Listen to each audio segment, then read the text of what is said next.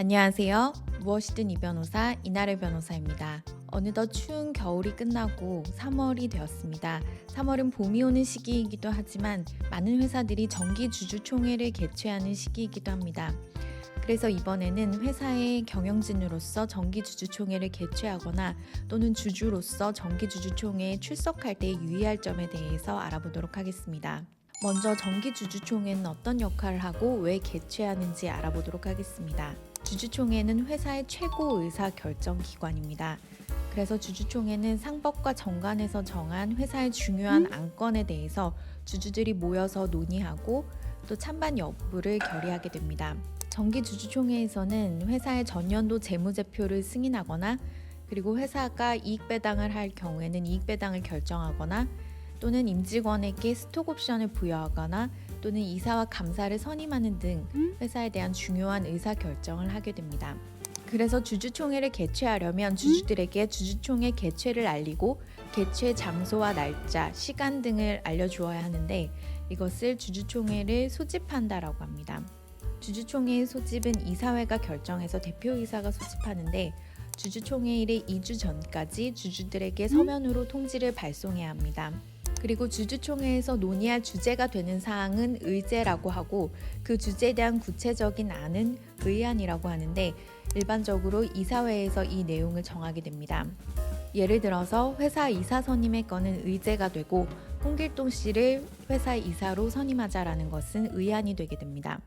이처럼 이사회에서 주주총회에서 논의할 의제와 의안을 정하게 되는데 예외적으로 소수 주주에게도 주주총회에서 논의할 의제와 의안을 제안할 수 있도록 하고 있습니다. 비상장 회사의 경우에는 회사 지분의 3% 이상을 보유한 소수 주주에게 그러한 권한이 주어지고 상장 회사의 경우에는 6개월간 1% 이상을 보유한 주주들에게 그러한 제안할 수 있는 권리가 주어집니다.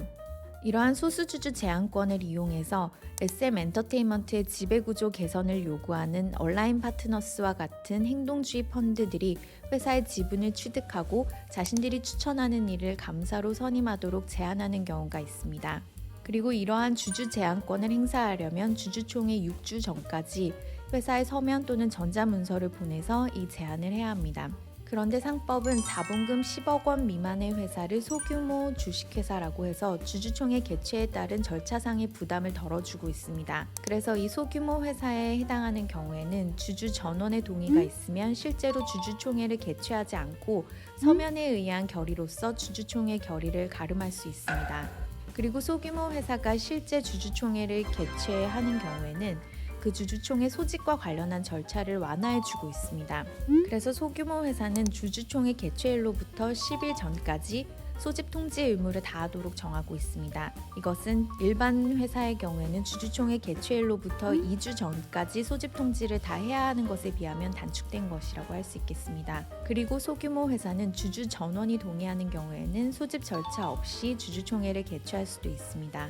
그럼 다음으로 주주인 회사의 정기 주주총회에 참석을 못하는 경우에 어떻게 하는 것이 좋을지 알아보도록 하겠습니다. 많은 회사들이 정기 주주총회를 매년 3월 셋째 또는 넷째 주에 동일한 날에 몰아서 개최하는 경우가 많습니다. 이처럼 주주총회를 특정한 날에 몰아서 개최를 하게 되면 여러 회사의 주주로 있는 사람의 경우에는 특정 회사의 정기 주주총회에 출석하지 못하는 경우가 발생하게 됩니다. 이러한 경우에 정기 주주총회에 참석하지 못하는 주주는 대리인에게 정기 주주총회 참석과 의결권을 위임할 수 있도록 하고 있습니다. 이 경우에 대리인은 주주총회 참석 시에 회사의 위임장 원본을 제출하고 위임장에 주주 본인의 인감을 날인하고 이를 확인하는 방법으로 대리인으로서의 의결권을 행사할 수 있습니다. 그리고 추가적으로 주주가 주주총회에 참석하지 못하는 경우에 대비해서 회사가 정관으로 정한 경우에는 서면 결의도 가능하도록 하는 경우가 있고 이사회 결의로 정한 경우에는 전자투표를 할 수 있는 경우도 있기 때문에 확인할 필요가 있겠습니다. 다음으로 주주총회 진행 방법과 의사록 작성에 대해서 알아보겠습니다. 주주총회는 의장이 진행을 하는데 보통 회사 정관으로 주주총회 의장을 정하게 되고 정관에서는 보통 대표이사를 주주총회 의장으로 정하는 경우가 많습니다. 그래서 먼저 주주총회가 시작되면 의장이 개회를 선언하고 주주의 출석을 확인합니다. 그리고 주주총회의 의제와 의안을 주주에게 설명하고 이에 대해서 주주가 질문하면 이사가 답변을 하게 됩니다. 그리고 각 의제와 의안에 대한 결의가 이루어지게 됩니다.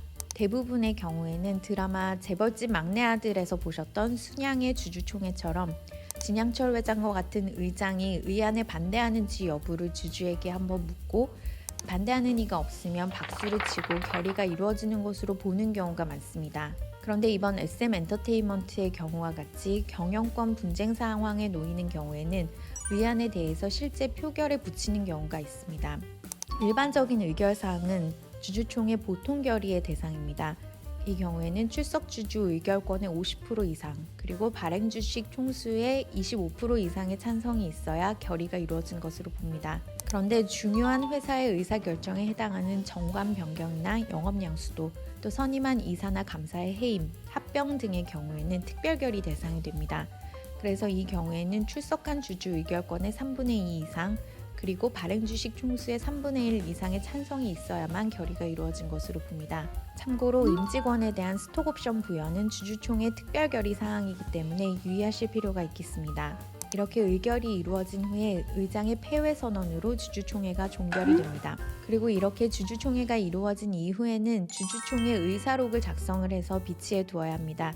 이 의사록에는 의안의 내용과 경과 요령 그리고 표결 결과를 기재한 후에 주주총회 의장과 출석한 의사가 기명날인 또는 서명해서 작성을 하게 됩니다.